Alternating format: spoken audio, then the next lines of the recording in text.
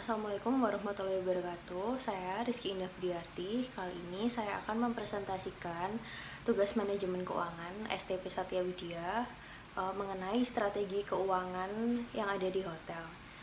Pada kesempatan kali ini saya akan mengambil tema mengenai dampak COVID-19 yang berakibat pada kolapsnya perusahaan Airy Room.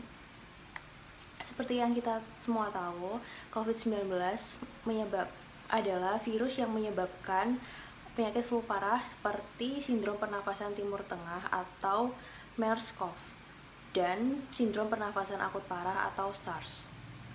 Dampak COVID-19 itu sendiri pada industri hotel adalah banyak pekerja yang dirumahkan dan kena PHK. Yang kedua, peningkatan harga secara umum dan terus-menerus. Yang ketiga, penerbangan banyak yang mengalami pembatalan dari domestik dan juga internasional. Yang keempat, kunjungan turis yang terus-menerus mengalami penurunan secara signifikan.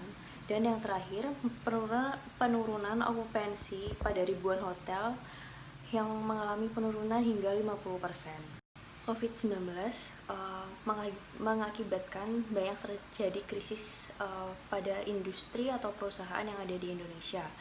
Krisis itu sendiri adalah kejadian yang tidak diharapkan berdampak dramatis, kadang belum pernah terjadi sebelumnya, yang mendorong suatu organisasi pada suatu kekacauan dan dampaknya bisa mengakibatkan hancurnya perusahaan tersebut tanpa adanya tindakan nyata, menurut Powell 2005. Sementara krisis keuangan adalah jatuhnya keuangan suatu perusahaan yang tidak stabil akibat lembaga keuangan dan nilai tukar mata uang yang tidak sesuai dengan perencanaan monetary policy strategi atau menurut Frederick S. Miskin 2007.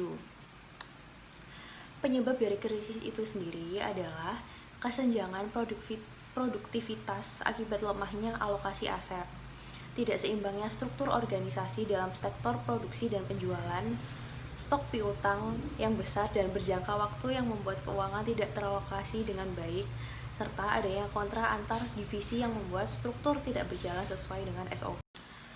Airy Room adalah perusahaan teknologi jaringan operator hotel yang bermitra dengan seluruh hotel budget yang ada di Indonesia.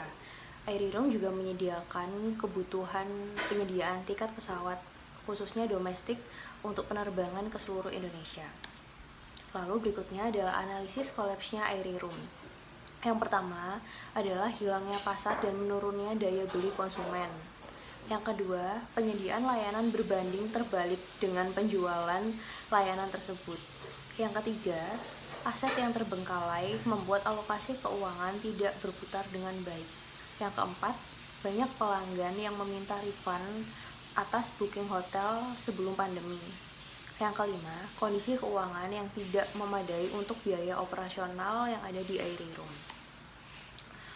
Lalu ada pengelolaan keuangan yang tidak sesuai dengan SAK atau standar akuntansi keuangan. Selanjutnya, tidak seimbangnya utang dan piutang yang dimiliki oleh Airy Room. Lalu, kurangnya pemahaman pada sistem akuntansi yang dimiliki. Dan yang terakhir adalah banyak pelanggan yang menunda pembayaran hotel pada Airy Room. Berikutnya adalah cara menghadapi krisis keuangan.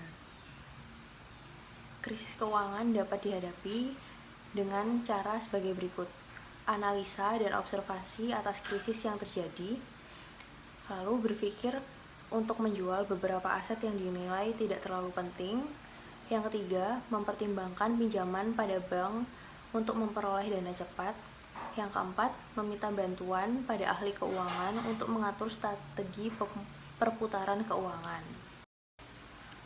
Selanjutnya adalah strategi menghadapi krisis keuangan. Yang pertama, income yang didapatkan perusahaan harus lebih besar daripada expense yang dikeluarkan. Hal ini guna menutupi kebutuhan operasional hotel. Apabila income atau pendapatan kurang dari expense, maka dipastikan kebutuhan operasional hotel akan terhambat dan juga akan menghambat cash flow perusahaan. Yang kedua, menganalisa budget yang akan dibuat untuk tahun berjalan sesuai dengan kondisi pasar yang ada. Apabila pasar mengalami penurunan, maka budget juga harus menyesuaikan dengan kondisi tersebut. Dan apabila pada bulan-bulan tertentu mengalami peningkatan atau peak season di hotel, budget yang dibuat juga harus mengikuti kondisi pasar yang ada. Yang ketiga, meningkatkan penjualan dan memberikan promosi. Meningkatkan penjualan di sini bertujuan untuk meningkatkan income atau pendapatan revenue hotel. Dan juga pihak hotel wajib untuk memberikan promosi agar para pelanggan tertarik untuk membeli produk dan jasa yang ada di hotel tersebut. Lalu perusahaan juga harus mengikuti kemauan pasar, harus membaca tren apa yang sedang berjalan atau sedang aktif belakangan ini. Lalu ada menjalin kerjasama dengan pihak ketiga untuk mengelola aset yang dimiliki.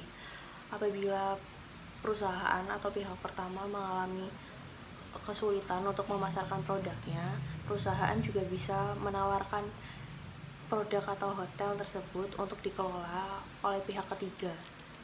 Lalu melakukan peminjaman dana pada bank. Hal ini dilakukan agar hotel dapat mendapatkan dana cepat atau instan untuk memenuhi kebutuhan operasionalnya. Sekian presentasi dari saya mengenai dampak COVID-19 yang berakibat pada kolapsnya perusahaan Airy Room. Terima kasih sudah menyimak dan menonton presentasi saya kali ini. Wassalamualaikum warahmatullahi wabarakatuh.